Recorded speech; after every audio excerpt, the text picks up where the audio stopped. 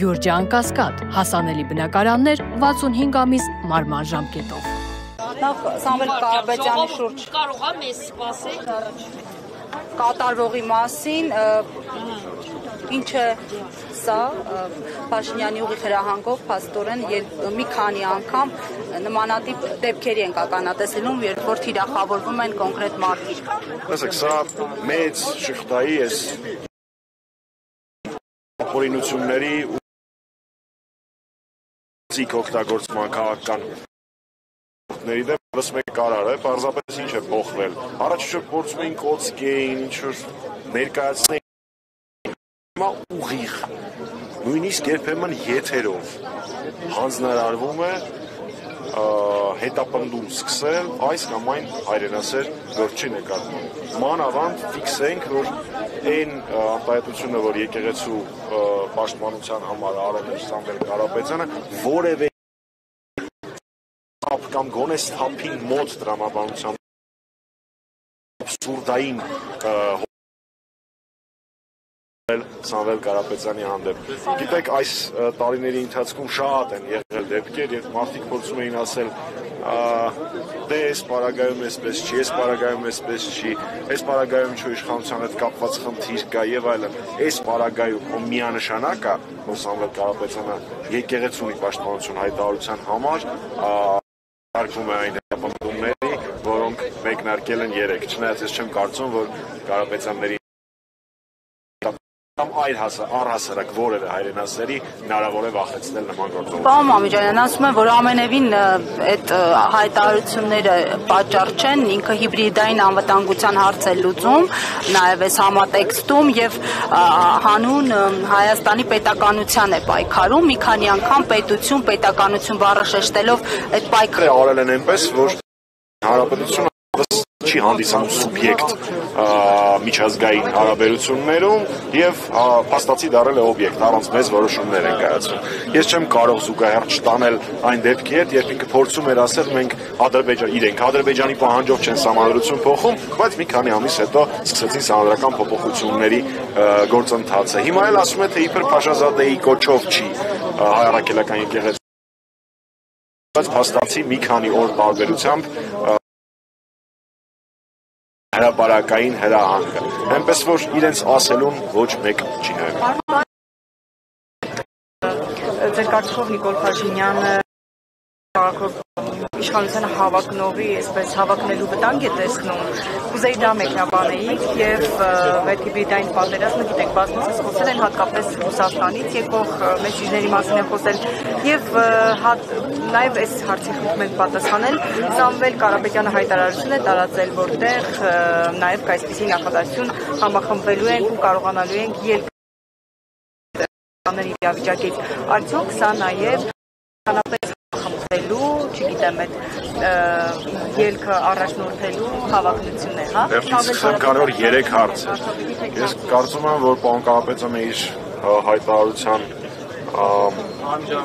խոսքերը Աստված առաջ կարողանա ինքը մեկնաբանել, բայց ինչ վերաբերում է համախմբելուն, նայեք ձեր շուրջը։ Քաղաքական գործիչներ, մշակութային գործիչներ, քաղաքացիներ, պարոն Կարապետյանի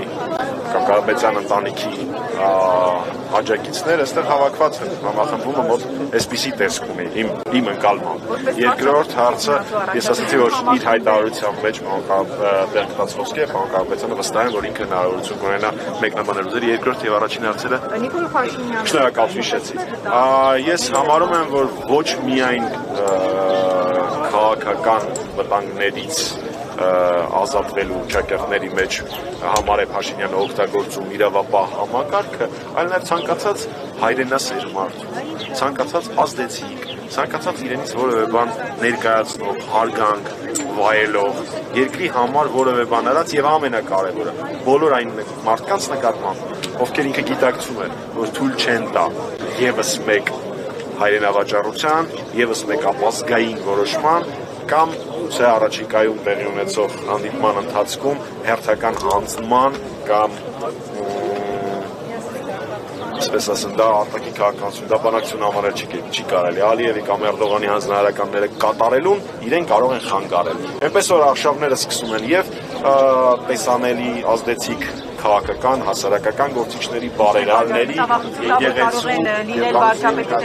որովհետև Փաշինյանը ատում է ցանկացած ազգայինը։ Սա այն ինչի մասին մենք խոսում ենք, վեր քաղաքական գործընթացները։ Եկեղեցին էլ քաղաքականության հետ կապ չունի, դա ազգային նկարագիր է, դա ազգային արժեք է։ Ինչպես ցանկացած ազգային բան, Փաշինյանը փորձելու է դա վերացնել, խարխլել իր միջամտությամբ վտանգել։ Պարոն Մամիկյանյան, այդ դեպքում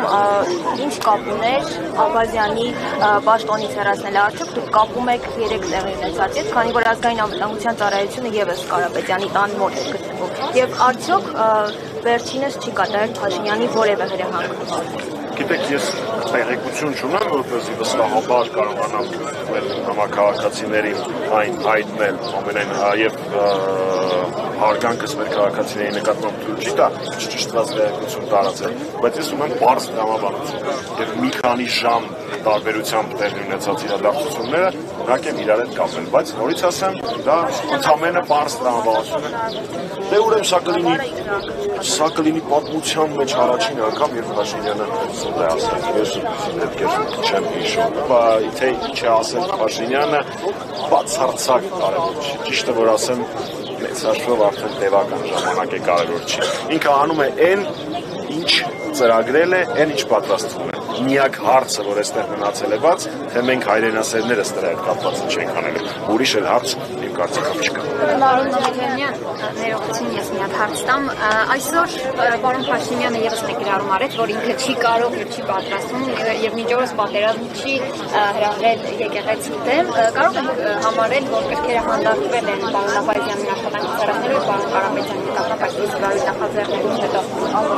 Մենք գտնվում ենք դատարանի բակում, որտեղ քննարկվում է Սամվել Կարապետյանի կալանքի միջնորդությունը։ Ձեր կարծիքով գրքերը հանդարտվել են։